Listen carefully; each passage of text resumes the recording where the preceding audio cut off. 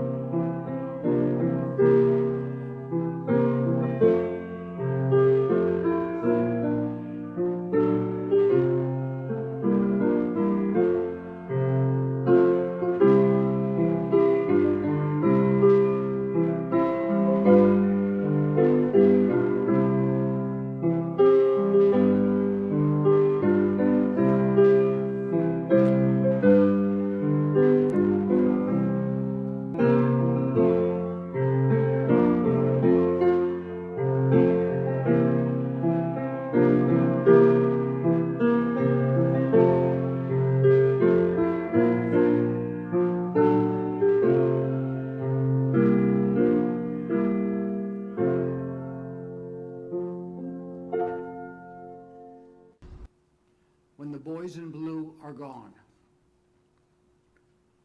When the comrades have departed, when the veterans are no more, when the bugle call is sounded on that everlasting shore, when life's weary march is ended, when campfires slumber long, who will tell the world the story when the boys in blue are gone? Who will tell about their marching from Atlanta to the sea? Who will halt and wait and listen when they hear the reveille? Who will join this to swell the chorus of some old Grand Army song? Who will tell the world the story when the boys in blue are gone? Sons and daughters of this nation, you must tell us of triumphs won, when on earth our work is ended and the veterans claim his own. You must cherish old glory and his teachings passed along. You must tell the story when the boys in blue are gone. To that flag, our country's emblem, you must pledge allegiance to.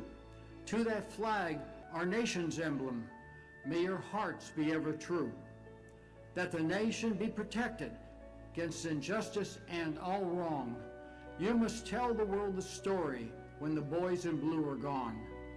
You must keep your country's honor, from each stripe withhold all stain. You must take the veterans' places and repeat the roll of fame. You must keep your country's honor and your flag above all wrong. Then we'll trust you with the story when the boys in blue are gone. This then is our purpose. We strive as members of the Allied Orders to keep alive the memory of our ancestors and the sacrifices they made. We teach our sons and daughters about their heritage and encourage them to carry our efforts into the future. As long as we continue to do this, we will be keeping faith with Brother Hendricks and all of his comrades who have gone on before us. If we remain faithful to this obligation, then we can be confident that when we meet these men in the camp eternal, we will be able to tell them that their trust in us was not in vain. Before we remember those brothers of the SUVCW whose deaths were reported this past year, let us hear and ponder God's words. A reading from Paul's letter to the Romans. What then shall we say in response to these things? If God is for us, who can be against us? He who did not spare his own son, but gave him up for us all, how will he not also, along with him, graciously give us all things? Who will bring any charge against those whom God has chosen? It is God who justifies. Who then is the one that condemns? No one. Jesus Christ, who died, more than that, who was raised to life, is at the right hand of God and is also interceding for us. Who shall separate us from the love of Christ? Shall trouble or hardship or persecution or famine or nakedness or danger or sword? No. In all these things we are more than conquerors through him who loved us. For I am convinced that neither death nor life, nor angels, nor demons, neither the present nor the future, nor any powers, neither high or in depth, nor anything else in all creation will be able to separate us from the love of God that is in Jesus Christ our Lord. We assemble to pay to the boys in blue our tribute of love and respect, and to pledge anew our dedication to their memory and principles for which they fought. We participate in joint activities and business sessions this weekend to ensure our objects are met and furthered. With reverent voices, we meet to remind each other of our duty to those who wore the Civil War Union colors, to the flag for which they fought, and to our country for which they died. I wish you a harmonious and productive encampment. Good morning. Good morning. I wish you all could see what I'm seeing. The audience out here of all the men and women who have come to this encampment, we as brothers and sisters, as I look across, that everybody is sharing and seating away from people that they might know more than others. And I hope that through the weekend, you get to make friendships being together over this weekend. Several times since I have held national positions over the years, it has been an honor to bring greetings from the Commander-in-Chief. I was told just my wish for a successful and harmonious encampment. I think I can do better than that today. Over the years, I have gotten to know and work with many of you. The yearly events are absolutely more special for me now that I get to spend time interacting directly with you and getting to know you. But what makes these greetings very special personally for me today is that we are the first husband and wife team in a decade and had the opportunity to represent our two outstanding organizations. Traveling together, we had a higher likelihood to reach out to more of our brothers and sisters over this past year. It is our goal this weekend to successfully conduct our important business as we move forward towards a bright future and have a great weekend and productive encampments. Thank you.